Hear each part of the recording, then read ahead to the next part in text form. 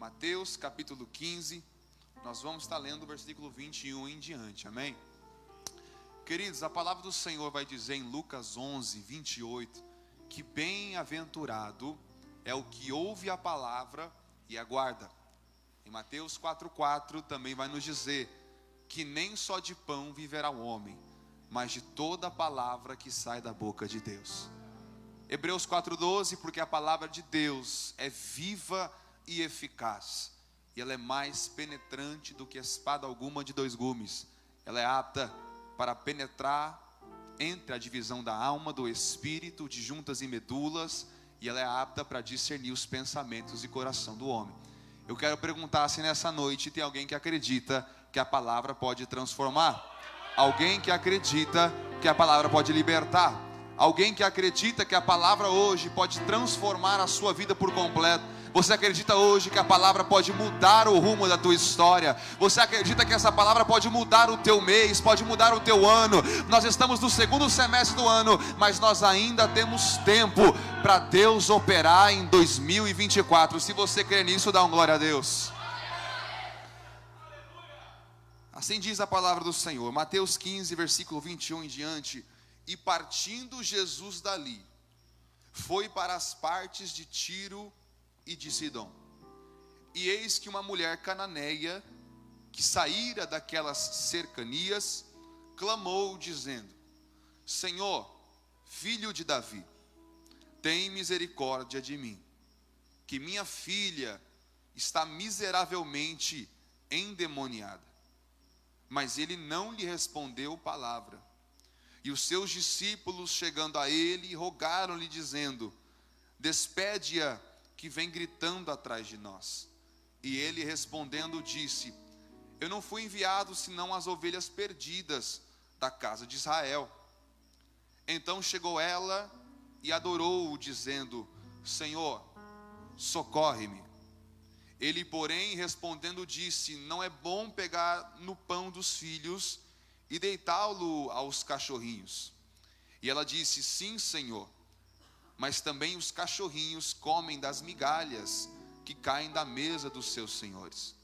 Então respondeu Jesus e disse-lhe: ó mulher, grande é a tua fé, seja isso feito para contigo como tu desejas. E desde aquela hora a sua filha ficou sã. Pai, em nome de Jesus Cristo, eu quero orar agora, Senhor. Eu quero pedir, Senhor, que não seja eu, Samuel, pregando aqui, mas que seja o Espírito Santo de Deus falando com a tua noiva através da minha boca, em nome do Senhor Jesus, amém. Ocupe seu assento, por gentileza. Desde que você sentado não pare de adorar, você assenta. Eu tenho a plena convicção que se ficar sentado te atrapalha de adorar, o pastor Alexandre vai deixar você ficar em pé, tá bom? Mas se você consegue aí fazer o barulho que o diabo não gosta sentado, aí você senta. Vamos fazer assim? Glória a Deus. Queridos, repitam comigo: na migalha tem milagre. Ainda na migalha tem milagre. Queridos, nós estamos tratando de uma história, mais uma dos grandes milagres de Jesus. Jesus vinha da Galileia com seus discípulos. Ele passa pela Fenícia, que era uma região composta por algumas cidades, entre elas as mais famosas são justamente as citadas no texto, Tiro e Sidom. Para quem não sabe, Fenícia era uma composição de cidades que sua maioria era composta por gregos, por gentios, por pessoas que não professavam a mesma religião, a mesma fé que dos judeus. E nessa situação, tanto em Mateus capítulo 15, quanto também em Marcos, se não me engano, capítulo de número 7, você vai perceber e aprender que Jesus, ele não queria ser percebido naquele lugar. Ele não tocou trombeta que ele iria estar naquelas cidades, mas a sua fama já estava percorrendo por toda a região próxima. Então as pessoas sabiam que ele ali estava. E apareceu esta mulher. Aqui nesse texto nós lemos que ela é intitulada como uma cananeia. No livro de Marcos é chamada de Ciro-fenícia. Ambos têm significados de finais iguais, mas são professados de maneira diferente. E nós temos que entender isso, porque a linguagem de Marcos não é a mesma de Mateus. Uma rápida aula para você. Nos 4 evangelhos que nós temos 3 evangelhos que são compostos, chamados de evangelhos sinópticos. São esses Mateus, Marcos e Lucas. O que é isso, Samuel? Marcos é o primeiro evangelho escrito na história. Por volta dos anos 60 a 90, foi escrito o evangelho de Marcos. E Mateus e Lucas também presenciaram do ministério de Jesus, mas eles escrevem com base em Marcos. Então algumas histórias nós vemos que são parecidas ou as mesmas, mas sempre há um acréscimo, uma história ou outra. Pois bem, em Marcos capítulo 7, nós lemos que ela é titulada como Ciro Finícia, dando a entender a sua naturalidade como uma região geográfica. Mas aqui em Mateus capítulo 15, a Bíblia diz que ela é uma cananeia. Pois bem, para quem não sabe, cananeia é uma palavra que é derivado não particularmente só para a região geográfica, mas também por quem a pessoa era. É bem verdade que no Novo Testamento nós só encontramos nesse versículo uma pessoa chamada de Cananeia, mas Cananeia nos remete a Canaã, filho de Cã, filho de Noé. E se você for estudar o contexto judaico, você vai aprender que quando chamava-se alguém de Cananeia, era para se referir a alguns adjetivos dessa pessoa, como uma pessoa gentia, com uma pessoa que não professava do judaísmo, com uma pessoa que não honrava Deus em sua naturalidade e no seu dia a dia. Então quando a Bíblia relata ela como cananeia, é como essa mulher, que a imoralidade é normal, que o erro é normal, que a falta de submissão a Deus é normal. Nós estamos tratando de uma mulher que não tem como seu costume adorar a Deus. Não somente a mulher, mas a região, ela é repleta de idólatras, ela é repleta de pessoas imorais, porque é uma região gentia. Sendo uma região gentia de pessoas gregas, não era um lugar que era professado o nome do Senhor. Nós aprendemos nessa história, estudando a geografia bíblica, aleluia, que essas pessoas não tinham o hábito nem de receber judeus. E quando a Bíblia fala que ela é cananeia, nós temos que aprender o porquê que a Bíblia a intitula de cananeia. Gênesis capítulo 9, versículo 25, então esbravejou Noé, maldito seja Canaã, escravo de escravos será para os seus irmãos.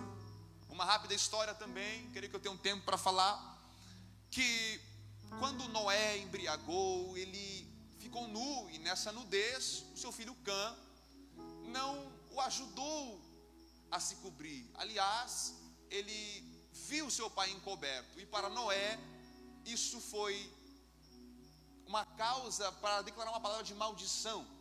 Então ele amaldiçoou a sua descendência, Canaã. Fique comigo, redobre sua atenção, você vai entender o mistério de Deus. E então Canaã está debaixo de uma maldição. Então quando os judeus chamavam alguém de cananeu, cananeia, era justamente para declarar uma palavra de maldição. Aquela pessoa é maldita, aquela pessoa é miserável, aquela pessoa não faz parte dos nossos, porque a geração dela é uma geração maldita. Então imagine comigo, esta mulher não tem só a filha endemoniada, essa mulher está debaixo de uma maldição.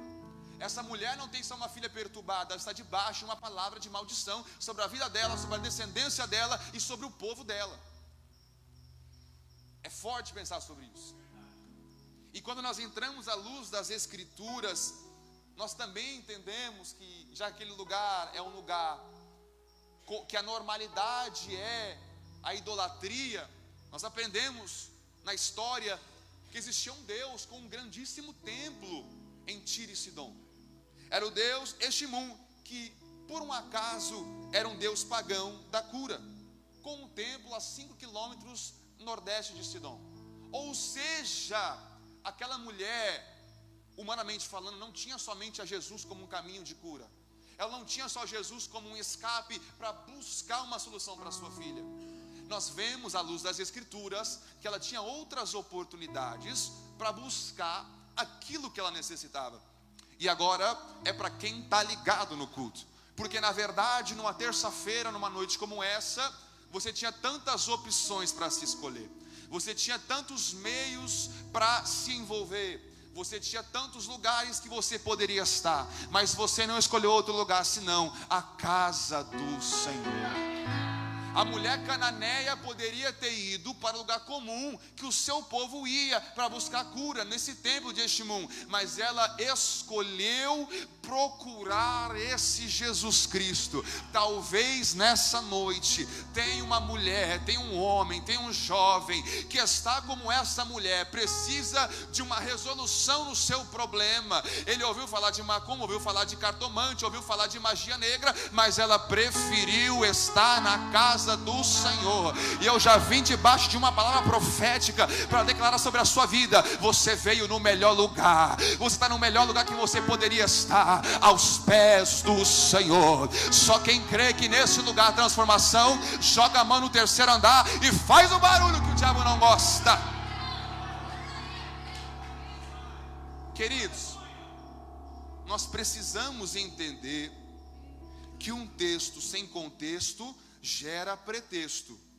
Nós temos que entender o que essa mulher está fazendo aqui. Ela está quebrando paradigmas, ela está quebrando a normalidade. Ela não está dentro do normal, ela é uma pessoa normal de fazer isso, porque os judeus não gostavam nem de se comunicar com pessoas gentias.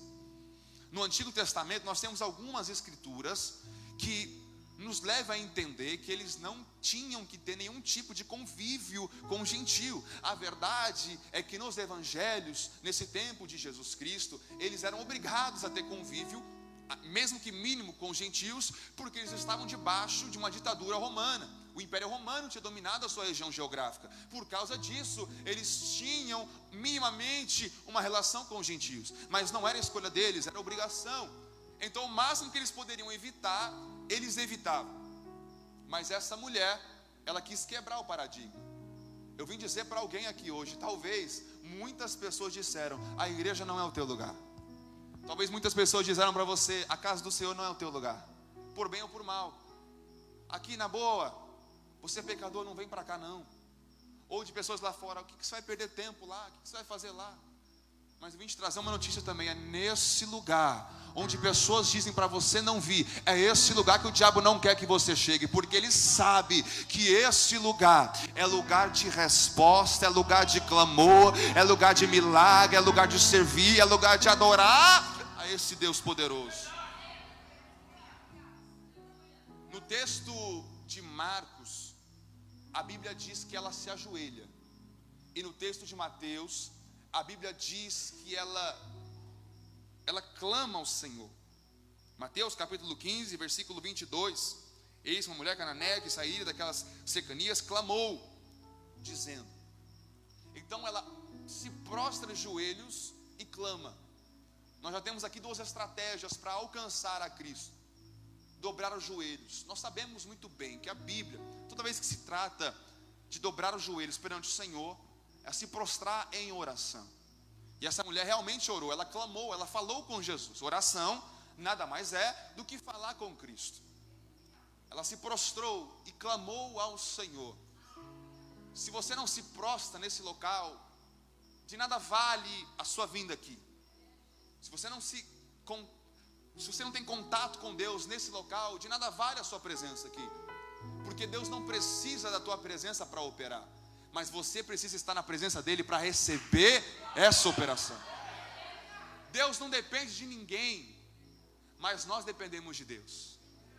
Não é uma via de mão dupla, onde você traz um favor para Deus e Deus traz um favor para você. A verdade é que o único favor que está disponível é o favor de Deus para as nossas vidas. Deus não deve nada para ninguém. Se Deus não deve nada para ninguém, Ele não é obrigado a fazer nada por você. Mas nós, como somos necessitados e carentes da glória de Deus, da graça do Senhor, nós precisamos tomar uma atitude para desfrutar da glória do Senhor. Essa mulher, ela se prostra, essa mulher clama e diz: Senhor, filho de Davi, tem misericórdia de mim. Nós temos aspectos do texto muito interessantes e muito lindos aqui. Primeiro, nós temos que lembrando, ela é gentia, ela é grega, ela não é uma judia. Então não é normal para uma pessoa não gentia falar com Jesus desse jeito. Aliás, nem mesmo os judeus acreditavam que Cristo era o Messias. A palavra diz que o Messias seria filho de Davi. Então todo aquele que professaria que era filho de Davi, esse é o Messias. Enquanto muitos judeus não professavam Cristo como Messias, essa mulher já chega se prostrando, clamando e dizendo: Senhor, filho de Davi. Eu quero dizer algo para você aqui nessa noite. Você pode ter vindo aqui igual a mulher do fluxo de sangue, veio tocar, receber e vai embora. Mas eu vim te dizer algo: Deus está preocupado em te salvar. Deus está preocupado em estar com você, mais do que qualquer milagre, mais do que qualquer cura, mais do que qualquer bênção. É por isso que Deus me trouxe aqui para dizer para alguém nessa noite em Palmital, no estado de São Paulo: Deus está te chamando para aceitar a Ele de verdade. Não adianta só vir para a igreja, não adianta só vir para a campanha, não adianta só orar. Você precisa aceitar, você precisa confessar, você precisa entender que Ele é Deus sobre todos. Essa mulher diz: Jesus, tu és o Messias, tu és o filho de Davi, tu és Senhor. Ela usa a palavra Senhor com letra maiúscula. Ela fala filho de Davi, confessando que ele é o Messias. O que acontece? Muita pessoa engravatada, muita pessoa com cargo não consegue entender ou proferir isso. Os fariseus não acreditavam nisso, os saduceus não acreditavam nisso, os doutores da lei não acreditavam nisso. Mas uma mulher desprezada, atribulada, gentia, ela confessou. Sabe o que isso significa? Deus não depende de cargo para abençoar ninguém. Deus não precisa de posição para abençoar ninguém. Deus não precisa de nome para abençoar ninguém. Deus não precisa do seu histórico para abençoar você. Deus precisa de alguém que confessa a Ele de verdade. A mulher fala: tenha misericórdia de mim. Mas espera aí, ela continua dizendo: tem misericórdia de mim, que minha filha está miseravelmente demoniada. Espera aí, ela pede misericórdia para ela, Pedro, só que ela quer um milagre para a filha. Ela pede misericórdia para ela, mas ela quer a libertação para a filha. Por que ela pede a misericórdia de Deus? Por que ela clama a misericórdia de Deus? Porque ela sabia que estava debaixo de maldição. Ela pede misericórdia para ela primeiro, porque ela sabe que ela está debaixo de uma palavra de maldição, que ela está debaixo de uma palavra contrária, que ela está debaixo de uma palavra negativa. É por isso que quando ela chega a Jesus, ela pede primeiro: tenha misericórdia de mim. Sabe o que acontece? Quando a verdadeira misericórdia do Senhor desce sobre você, essa misericórdia pode respingar na sua família. Eu acho que teve gente que não pegou, vou falar aqui. Você veio buscar pela sua família? Pois a misericórdia de Deus que está dentro de você vai respingar sobre a sua família, sobre a sua casa, sobre o seu casamento, sobre os teus filhos. Aramandoqueria. A verdade é que a bênção do Senhor não quer ser privada somente na sua vida. A bênção que o Senhor quer dar para a sua vida é a bênção que expande, é a bênção que alcança, é a bênção que se alarga, é a bênção que toca no teu próximo. É por isso que essa mulher chega primeiro dizendo: tenha misericórdia de mim, tenha misericórdia de mim. A minha filha está ruim, mas eu também preciso de misericórdia. Você veio atrás de um propósito, você veio atrás de uma resposta, talvez para A, para B ou para C, mas eu vim trazer uma notícia: você também precisa de misericórdia, você também precisa de unção, você precisa de compaixão de Deus. Depois que ela pede misericórdia, sabendo que ela está debaixo de uma palavra de maldição, ela pede a libertação da filha. Sabe o que acontece, meus queridos? A verdade verdadeira dessa palavra é o seguinte: nós temos que entender que palavras negativas estão aí. Pessoas têm bocas. A Bíblia diz que a língua, a boca, tem poder para bênção e maldição, vida ou morte. Nós temos no nosso mundo palavras negativas, mas não significa que uma palavra negativa lançada é capaz de fazer você se contentar com isso. Nós somos crentes, sim, mas nós não somos super-homens, nós não somos super-heróis. Com isso, nós às vezes deixamos com que palavras negativas, com que maldições, com que palavras contrárias atinjam o nosso conhecimento, atinjam a ciência da nossa vida, atinjam a nossa esperança e a nossa fé. Mas nós temos que entender que uma vez que você recebe o Deus Todo-Poderoso, toda maldição não tem poder para aquele que confessa que Cristo é o Senhor. Eu vim como profeta, eu não vim brincar aqui não, irmão, eu vim ser vaso, eu vim ser profeta de Deus para a sua vida, porque na verdade tem muito crente hoje dando muita voz para o diabo, tem muito crente hoje empoderando o diabo, tem muito crente hoje dando poder para o inimigo, mas eu vim como profeta para dizer: diabo, você não é mais poderoso que o meu Deus, você não é mais poderoso que Cristo, tu não tem poder sobre esta igreja, tu não tem poder sobre essa casa, eu vou declarar uma palavra de bênção. Toda maldição proferida contra a tua vida, toda obra contrária, toda obra na encruzilhada vai ser quebrada agora, pelo poder do nome de Jesus. Se você crê, joga a mão no terceiro andar e dá um glória a Deus. Queridos, nós temos que entender que não precisamos sujeitar a diabo, nós não precisamos se sujeitar ao inimigo, nós não precisamos se sujeitar a palavras contrárias. A Bíblia diz para se sujeitar a Deus, resistir ao diabo e ele vai fugir de você. A única pessoa no âmbito espiritual que você precisa se sujeitar é o teu Senhor, é o teu Deus, é o teu Criador. Diabo, eu tenho um recado para você. Nessa noite você não tem vez, nessa noite você não tem espaço, nessa noite você não tem oportunidade, porque o maior convidado já chegou. O nome dele é Jesus Cristo.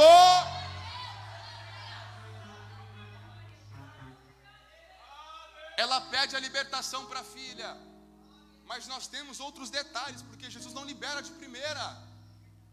Jesus não libera de primeira essa bênção.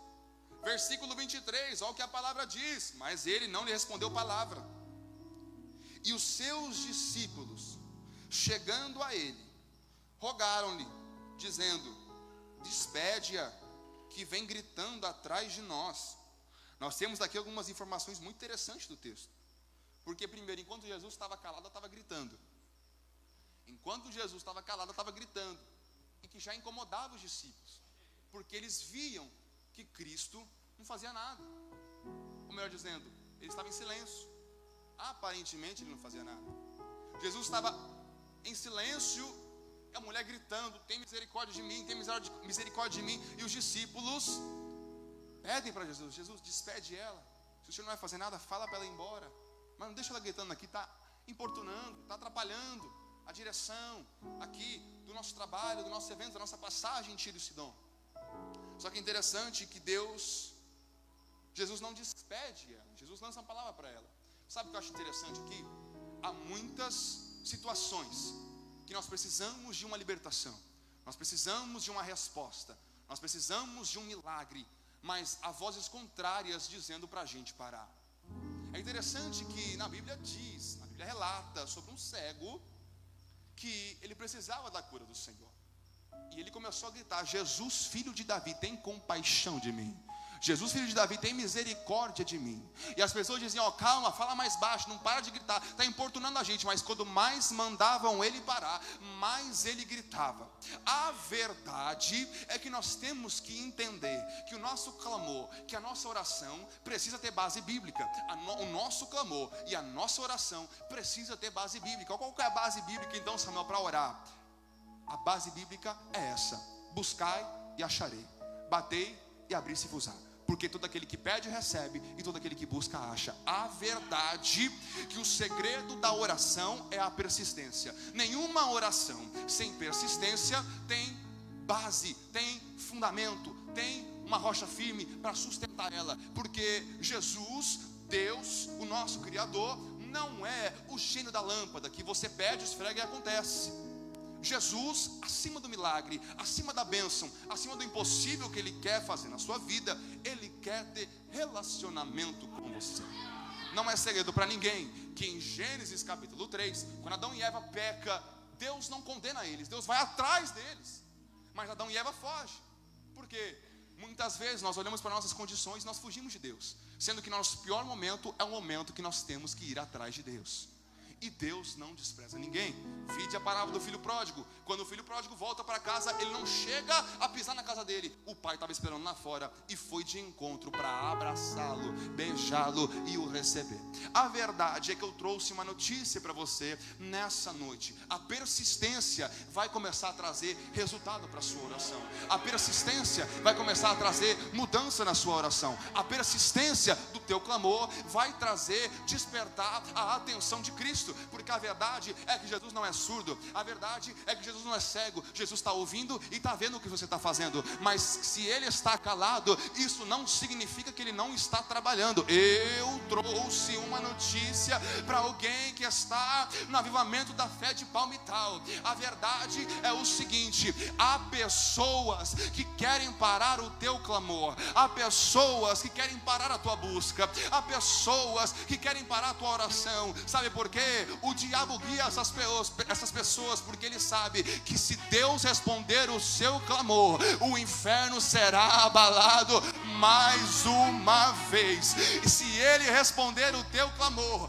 o inferno será pisoteado mais uma vez. Então eu trouxe outra notícia para você nessa noite. Continue clamando, continue buscando, continue pedindo, porque na hora certa Deus vai bradar, Deus vai responder, Deus vai fazer acontecer.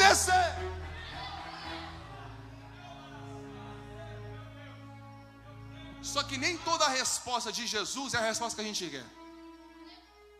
Nem toda a resposta de Jesus é a que nós queremos.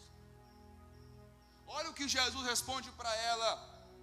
Jesus respondendo disse: eu não fui enviado senão as ovelhas perdidas da casa de Israel. O ministério terreno de Jesus Cristo, ele é baseado em buscar as ovelhas, as pessoas perdidas da casa de Israel. Mateus capítulo 10, versículo 6. Eu vim para buscar as ovelhas perdidas de Israel. Jesus sabia que Israel era o canal que traria salvação para o mundo. A Bíblia diz que a salvação veio dos judeus. Cristo escolheu Israel como a terra prometida, como seu povo, como a sua nação escolhida, nação santa. Então, antes de ele fazer a obra no mundo, ele tinha que fazer a obra em Israel. Não é que Deus não ia salvar a gente, não é que Deus não ia salvar os gentios, mas antes de ele alcançar os gentios, ele queria capacitar Israel para alcançar, através do poder dele, todos os gentios. É por isso que Jesus, nos seus 3 anos e meio de ministério, ele investiu na casa de Israel. Há milagres com os gentios? Há, mas Deus sempre busca orientar, ensinar, abençoar a casa de Israel nos 3 anos e meio na terra, para que a casa de Israel seja um canal de bênção para o resto do globo, para o resto do mundo. Então Jesus, ele também está inserido numa tradição judaica. Conversar com os gentios já era estranho, quanto mais realizar um pedido deles. Então quando a mulher pede, Jesus diz: eu não fui enviado senão as ovelhas perdidas da casa de Israel. Só que a Bíblia diz no versículo 25: então chegou ela e adorou, dizendo: Senhor, socorre-me. Olha que interessante. Na persistência da sua oração, você precisa ter adoração. Deus não é o teu empregado, Deus não é o teu escravo. Você precisa pedir, mas antes de pedir, você tem que reconhecer quem Ele é.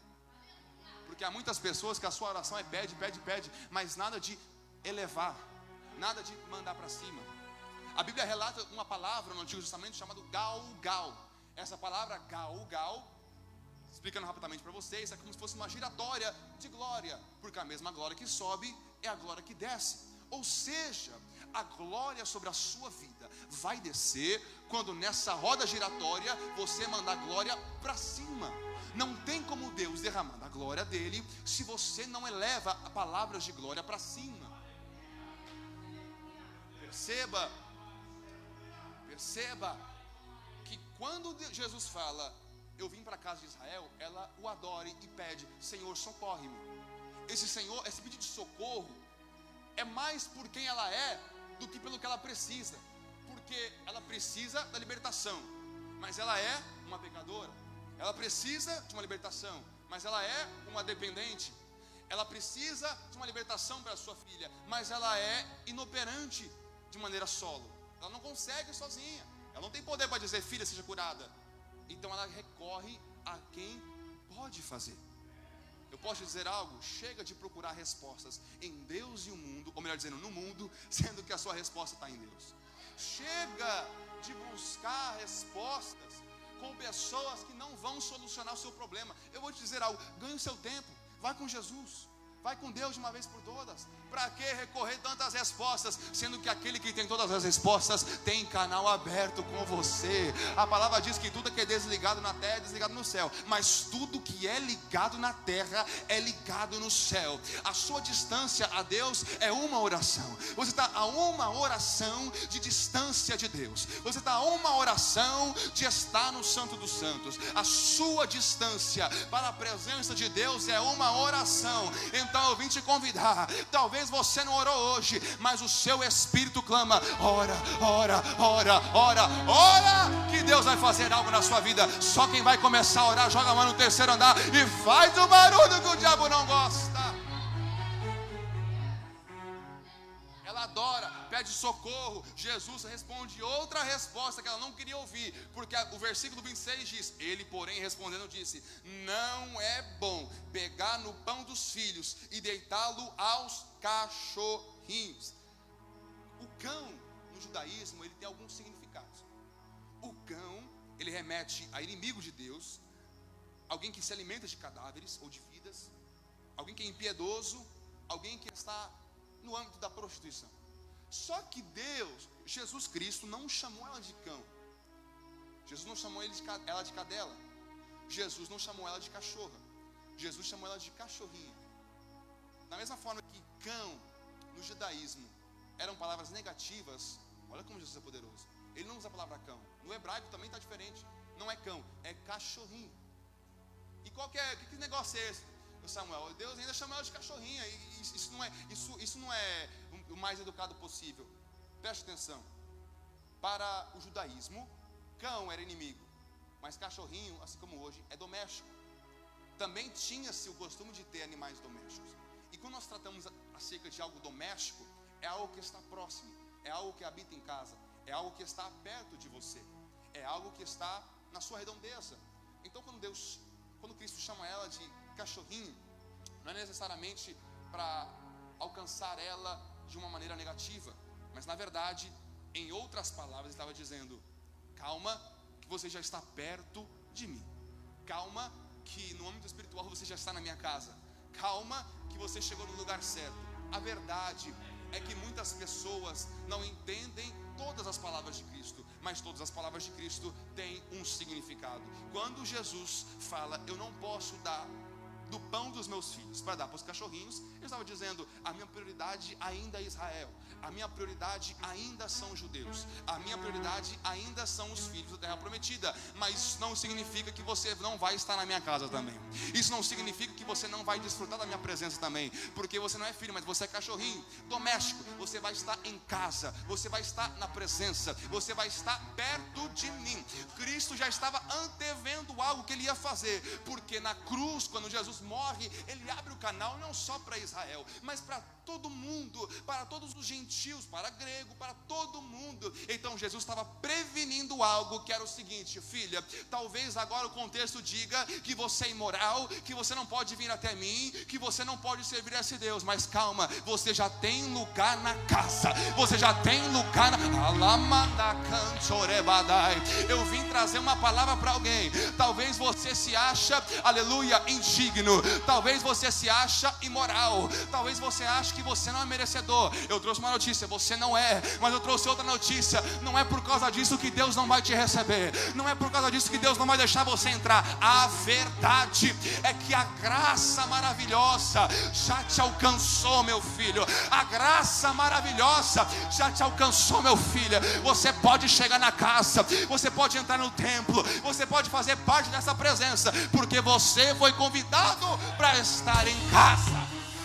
Oh, meu Deus do céu, não não é pela tua força, não é pelo teu braço, não é pelo teu nome ou sobrenome, não é pelo teu cargo eclesiástico, é por causa da graça, é por causa da graça, é por... Só quem vai viver na graça, joga a mão para o terceiro andar e faz o barulho que o diabo não gosta. Irmãos, é muito sério isso aqui, é muito sério isso aqui. E quando Jesus fala isso, a mulher sábia, é gentinha, mas é sábia. Olha o que ela diz para o Senhor Jesus: sim, Senhor, mas também os cachorrinhos comem das migalhas que caem da mesa dos seus senhores. Olha que interessante, que palavra é esta. Na Bíblia, o pão é a simbologia da comunhão. Pão é a simbologia da comunhão. Todo momento em que o judeu ia ter comunhão com seus irmãos, todo momento em que um judeu ia se encontrar com seus amigos, com a família na fé, com seus irmãos de cultura, eles partiam um pão, eles comiam pão, eles se sentavam na mesa. Naquele tempo, pão era uma das principais comidas em refeições, sendo ele preparado desde a antiguidade. Então, pão era muito comum em encontros de comunhão, em reuniões de pessoas para se socializar. Então, o pão, ele remete à comunhão. E nós bem sabemos que a palavra do Senhor é muito séria falando sobre comunhão. Salmo 133, versículo 1 e 2: ó quão bom e quão suave é que os irmãos vivam em união. É como óleo precioso sobre a cabeça, que desce sobre a barba de Arão, e que desce a orla das suas vestes, como o orvalho de Hermon, e como o que desce sobre os montes de Sião, porque ali o Senhor ordena a bênção e a vida para sempre. Ou seja, pão remete-se à comunhão. Comunhão traz óleo, unção, e também traz a bênção do Senhor com vida. Ou seja, irmão, se você não pegar isso aqui, você está morto por dentro já.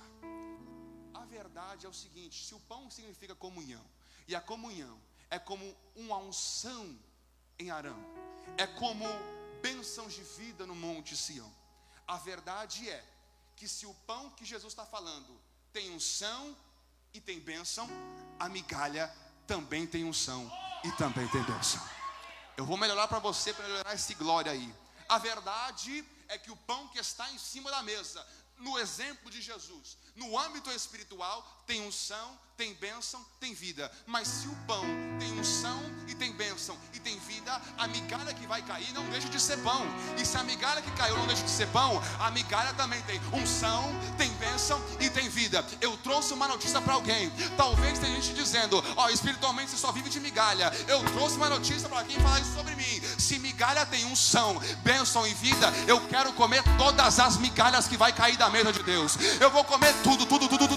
Por quê?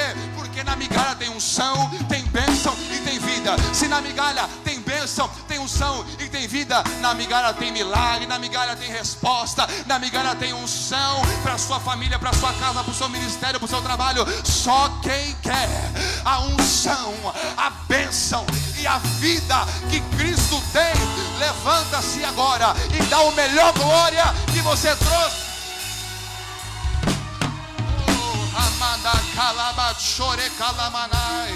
A verdade verdadeira que o mundo está dizendo é: o crente só vive de migalha, o crente só vive de pouco. Mas a verdade é que o pouco na mão de Deus é mais do que o suficiente. Quando o profeta chega na casa da viúva, ele pergunta: o que você tem? Ela diz: não tenho nada, a não ser um pouquinho de azeite. Deus vai lá e multiplica o azeite. Quando Deus está em meio à multidão, ele pergunta: quem tem comida aí? Ninguém tem nada, mas aparece um menino dizendo: olha, eu tenho 5 pães e 2 peixes. Em 5.000 pães e 2 peixes, Deus alimenta milhares de famílias. Eu trouxe algo da parte de Deus a vida de alguém aqui na noite de terça-feira. Clamor do povo de Deus: o pouco que você tem é mais do que o suficiente para Deus trabalhar. O pouco que você tem é o recurso necessário para Deus trabalhar. O pouco que você tem na sua mão, na mão de Deus, é mais do que o suficiente. É por isso que Deus está trabalhando hoje, é por isso que Deus está operando hoje. Deus não precisa te acrescentar para abençoar, Deus vai abençoar para acrescentar.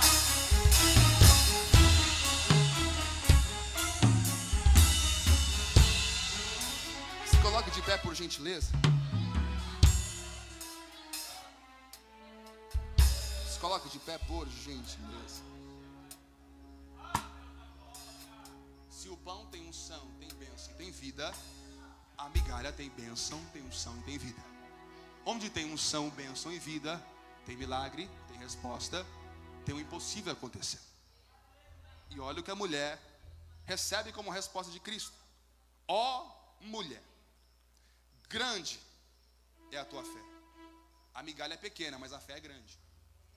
O recurso que ela tem é pouco, mas a fé é grande.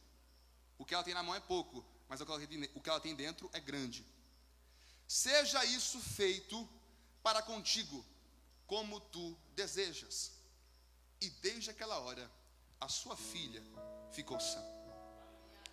Eu creio aqui, diante dessa palavra, que a fé não é atrelada a condições atuais. A fé não é atrelada a recursos humanos. A fé não é atrelada ao que você tem nas suas mãos. A fé é atrelada à sua persistência. Porque fé é fé. Ou você tem, ou você não tem. Ou você sempre teve, ou você não conquistou ainda. Essa mulher, ela desde que chegou naquele lugar, teve fé. Ela recebeu duas respostas negativas. Uma repreensão dos discípulos. Ela recebe o silêncio de Cristo. Então, essa mulher, ela poderia ter ido embora na hora de comando, mas a fé dela é atrelada à persistência. A fé dela é atrelada à mesma coisa que Jacó estava: enquanto eu não receber o que eu preciso, eu não vou deixar o anjo subir.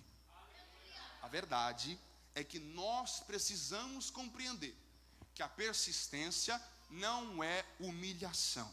A persistência é caminho para a salvação. A persistência não é humilhação. A persistência é caminho para a salvação. Eu quero dizer algo para alguém.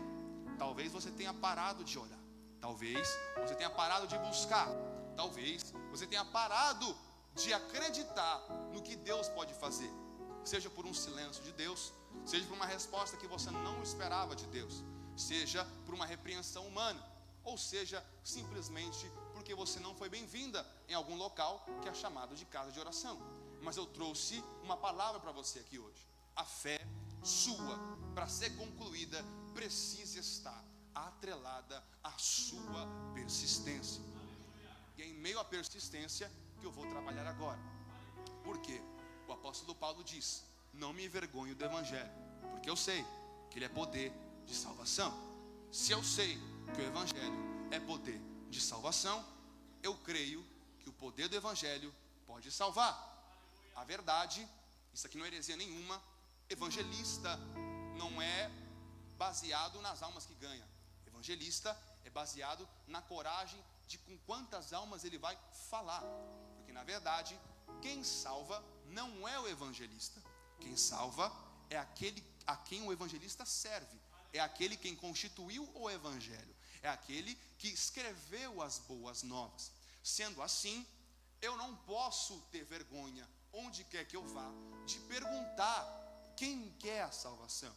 Porque a obra de salvação não está baseada nas minhas palavras ou baseada em quem eu sou, mas a palavra de salvação está baseada naquele que me enviou.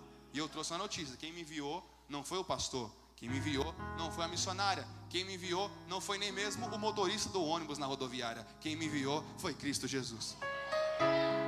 Se Cristo Jesus me enviou dos Estados Unidos até aqui, eu não posso ter vergonha de falar dele. Eu não posso ter vergonha de oferecer ele para alguém. Eu não posso ter vergonha de mostrar ele para alguém. Então, mediante essa palavra, como faz um ano que eu não venho aqui, tem muitas pessoas novas, eu não sei quem é crente e quem não é crente. Aliás, pastor, eu estou falando muito isso nas minhas agendas. O diabo não está precisando mais tirar gente da igreja para desviar. O diabo tem desviado pessoas dentro da igreja. Porque pior do que aquele que conhece sua condição, que seu destino é o inferno, é aquele que acha que o destino é o céu, mas o destino dele é o inferno. Pior do que saber que você está sujo, é você não saber que você está sujo e pensar que você está limpo espiritualmente. Essa é a pior condição. A pior condição é você viver uma vida de engano, achando que você está agradando a Deus, mas você não está agradando a Deus. Em vista dessa palavra, eu quero perguntar: tem alguém que quer aceitar a esse Jesus como único e suficiente Salvador? Ou você já aceitou esse Cristo um dia na sua vida, mas hoje você sabe que você não serve a Ele de verdade, você sabe que você não tem relacionamento com Ele de verdade, o seu espírito te confirma que você não está conciliado, junto, atrelado à fé em Cristo. Se você é essa pessoa, eu te convido a levantar a sua mão e dizer: Samuel, eu quero Jesus. Eu trouxe outra informação para te fazer sentir mais vontade. Quando você está na casa do seu pai, você tem vergonha de usar o banheiro? Quando você está na casa do seu pai, você tem vergonha de abrir a geladeira? Quando você está na casa do seu pai, você tem vergonha de deitar no sofá? Pelo menos eu não tenho. Eu moro fora 3 anos já, e toda vez que eu venho, eu não tenho vergonha nenhuma de fazer todas essas coisas que eu recitei. Tendo em vista isso, você também está na casa do seu pai. Você não precisa ter vergonha de ser aceito por Ele. Aliás, se você precisa ser aceito por Ele, você precisa ter orgulho de estar nessa condição. Se você quer aceitar Jesus Cristo como seu único e suficiente Salvador, levante a sua mão. Se você quer reconciliar-se com Cristo, levante a sua mão. Confessar Jesus tem que ser em público, Samuel? Tem. 1 João capítulo 1, versículo 9: aquele que o confessar diante dos homens, eu o confessarei perante o meu Pai que estás no céu. Se confessar, mesmo, mas o pastor, eu tenho cargo, mas eu dou dízimo, eu oferto, eu ajudo, eu estou aqui todo dia. Se você não é salvo de verdade, você pode não ter vergonha de ninguém, mas Deus tem vergonha de você. Então, se você quer aceitar Jesus hoje, se manifeste. Para ganhar tempo, para eu encerrar essa mensagem, eu quero pedir a todos aqueles que são cristãos e crentes se assentar, e só fique em pé quem não é crente ou quem está afastado do caminho. Você está na casa do Pai, então eu peço a você, seja verdadeiro consigo mesmo. E se você é essa pessoa, você vai entender que eu estou te ajudando, mais do que te atrapalhando e mais do que te envergonhando. Nós temos aqui algumas pessoas que estão afastadas do Evangelho hoje. Eu quero perguntar: vocês querem esse Jesus que salva, cura, liberta e transforma? Vocês querem esse Jesus? Se vocês querem esse Jesus, por gentileza, se achega a esse altar como uma tomada de decisão: eu quero Jesus. Quem quer Jesus? Quem quer aceitar Jesus? Vem aqui à frente receber. Aplauda o Senhor. Tem gente vindo, aplauda o Senhor.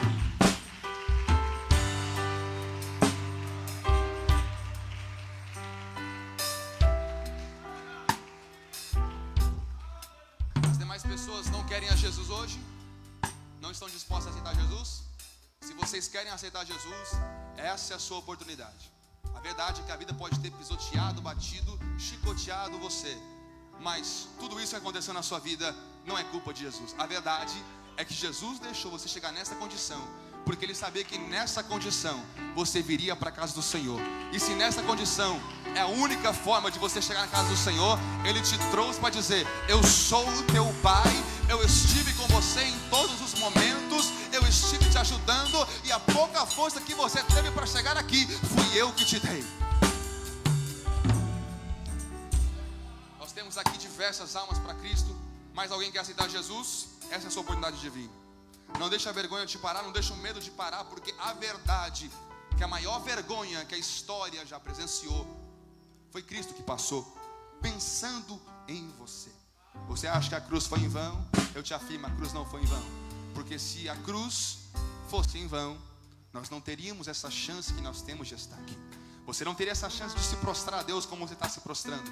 Então, se tem mais alguém que quer aceitar Jesus, eu te chamo hoje. Vem, porque o Pai não está te esperando na casa dele. Ele está na entrada da casa já te esperando. Quando você chegou aqui, Ele não estava aqui dentro te esperando. Ele estava lá no estacionamento de braços abertos dizendo: é hoje que eu te salvo, é hoje que eu te pego, é hoje que eu coloco em você as roupas de santidade, é hoje que eu coloco um anel de aliança em você, é hoje que eu dou sandálias para você ter força e caminhar. Mais alguém? Hoje não? Que Deus dê uma próxima oportunidade e que Deus não volte em 5 minutos, em nome de Jesus, porque se voltar, glória a Deus. Nós temos aqui, perdão pastor, perdão, tá? Nós temos aqui 1, 2, 3, 4, 5, 6, 7 almas para Jesus. A igreja está feliz com isso ou não? Eu quero que vocês todos repitam assim comigo essas palavras: Senhor Jesus, eu te recebo como meu Senhor e Salvador da minha vida. Apague os meus pecados e escreva o meu nome no livro da vida e me guarde na tua presença até a sua volta. Amém. Sejam bem-vindos à família da fé. E a igreja que já ama vocês vai demonstrar em ações o amor deles por vocês. Cadê a igreja? Cadê? Cadê? Aplaude a Jesus pela vida delas. Aleluia. O Filho do Homem veio para salvar aquele que se havia perdido. Sejam bem-vindas. Nunca mais desgarrem dessa presença de Deus. Amém? Eu agradeço a minha rica oportunidade. E as palmas mais uma vez. Adorem a